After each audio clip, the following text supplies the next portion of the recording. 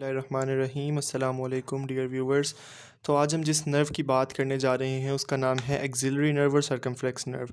ये nerve originate कहाँ से होती है? चूँकि अपर आर्म की नर्व है तो ओरिजिन लेगा अपना ब्रेकियल प्लेक्सिस से, ब्रेकियल प्लेक्सिस के पोस्टीरियर कॉर्ड से।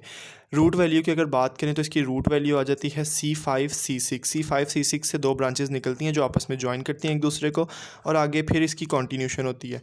अब यहाँ पे मैंने एक बॉर्डर लाइन मार्क की हुई है जो सेपरेट कर रही है आपके थोरेसिक पोर्शन को और एक्सिलरी पोर्शन को। थोरैकोडोर्सल पोर्शन कह लें क्योंकि स्पाइंस जहाँ से निकल के आ रही हैं ना, तो ये स्पाइन से उसका आ गया एक्जिला में। ये हो गई डिफ्रेंशिएशन की लाइन। अब अगर आप गौर करें तो एक्जिला में एंटर होते ही यहाँ पे ना आपकी बॉडी की एक स्पेस होती है इंट्रामस्कुलर स्पेस, इंट्रामस्कुलर स्पेस, जिस स्पेस का नाम है क्वाड्रेंगुलर। बेसिकली तीन इंट्रामस्कुलर स्पेसिस होती हैं, एक होती है अपर, एक होती है लोअर और एक होती है क्वाड्रेंगुलर स्पेस। ये जो क्वाड्रेंगुलर स्पेस है इसमें से गुजर के पास करती है आपकी एक्सिलरी नर्व, एक्सिला के पोर्शन में आ जाती है।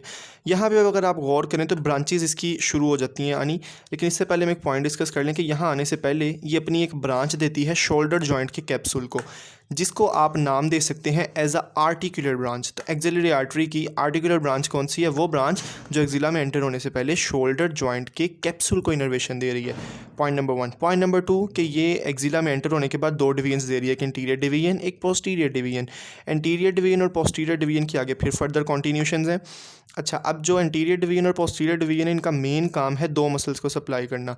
एक मसल आपके पास आ जाता है डेल्टॉइड मसल और दूसरा आपके पास आ जाता है टीडिस माइनर मसल। डेल्टॉइड मसल को एंटीरियर ब्रांच की सब ब्रांच सप्लाई कर रही है और पोस्टीरियर ब्रांच की भी सब ब्रांच आपके पास डेल्टॉइड मसल को सप्लाई कर रही है। सेकेंडली अगर बात करें तो पोस्टीरियर ब्रांच की एक ब्रांच निकल रही है जो टीरिस माइनर को सप्लाई कर रही है, उसमें आता है सूडो गैंग्लियन। गैंग्लियन क्या होता है? एक पूरे न्यूरॉन के दो पार्ट्स पढ़ाए जाते हैं, एक सेल बॉडी और एक एक्सोन या उसके डेंड्राइट जो उसके प्रोसेसेस होते हैं। तो कोई भी ऐसा पॉइंट जहाँ पे काफ़ी सारे सेल बॉडीज़ की कंसंट्रेशन हो जाए उस पॉइंट को कहते हैं गैंग्लियन। तो यहाँ पे एक सूडो गैंग्लियन की फॉर्मेशन होती है। ये आपके पास आ गई इसकी दो मस्कुलर ब्रांचेस जो कि किन मसल्स को सप्लाई लाइन दे रही हैं? डेल्टॉइड मसल को और टीरिस माइनर मसल को। सेकंड पे अगर बात करें तो ये ख़त्म नहीं हो गई नर्व, अभी आगे इसकी फर्दर कॉन्टिन्यूशन है। ये कॉन्टिन्यूशन जो आगे है ये आगे सप्लाई कर रही है किसी और चीज़ को, तो जाहिर है इसका फिर आगे कोई और नाम होगा। ये जो एंटीरियर ब्रांच की कॉन्टिन्यूशन है ये सप्लाई करती है डेल्टॉइड मसल के ऊपर जो स्किन आ जाती है।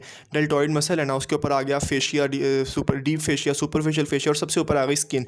तो स्किन को जो सप्लाई या इनर्वेशन दे रही है वो है एंटीरियर ब्रांच की ले आगे कॉन्टिन्यूशन। तो जो भी चीज़ स्किन को सप्लाई करती है उसको हम नाम देते हैं क्यूटेनियस ब्रांच का। तो ये इसकी क्यूटेनियस ब्रांच है जो कि डेल्टॉइड के लोअर हाफ को सप्लाई करती है। सेकंड पे अगर देखा जाए तो जो पोस्टीरियर की कॉन्टिन्यूशन है जो आगे जाके बना देती है आपके पास upper lower cutaneous nerve of arm. Upper lower cutaneous nerve of arm को इंशाल्लाह नेक्स्ट लेक्चर में बड़ी डिटेल में डिस्कस किया जाएगा। अभी के लिए सिर्फ इतना ही काफ़ी है कि पोस्टीरियर से जो ब्रांच निकलती है स्किन को सप्लाई करने वाली, that one is upper lateral cutaneous nerve of arm, और जो इंटीरियर से निकलती है that one is supplies the skin over the deltoid muscle. तो अभी तक हमने जो इसकी ब्रांचेस पढ़ी हैं उसको याद करने का निमोनिक है MCAT, muscular branch, cutaneous branch, articular branch और टर्मिनल ब्रांच। सो ये है आपके पास टर्मिनल ब्रांच जिसके जो आगे बिल्कुल ख़त्म हो गई है। अब इसके बाद आपके पास इसका क्वेश्चन मैं एक आपको दे रहा हूँ जिसका आंसर आपको कमेंट सेक्शन में करना है कि एक पेशेंट आपके पास आता है और आके कहता है कि मेरे ह्यूमरस में फ्रैक्चर हो गया, ह्यूमरस के सर्जिकल नेक में फ्रैक्चर हो गया। अब आपने मुझे बताना है कि इस फ्रैक्चर के दौरान कौन सी नर्व डैमेज हुई है, किस मसल की इनर्वेशन ख़राब हुई है, नंबर 2। नंबर 3 पे आपने मुझे बताना है कि इससे बॉडी की कौन सी मूवमेंट ख़राब होती है। चलो दो ऑप्शन मैं दे देता हूँ, एबडक्शन ख़राब होगी या एडक्शन ख़राब होगी आर्म की।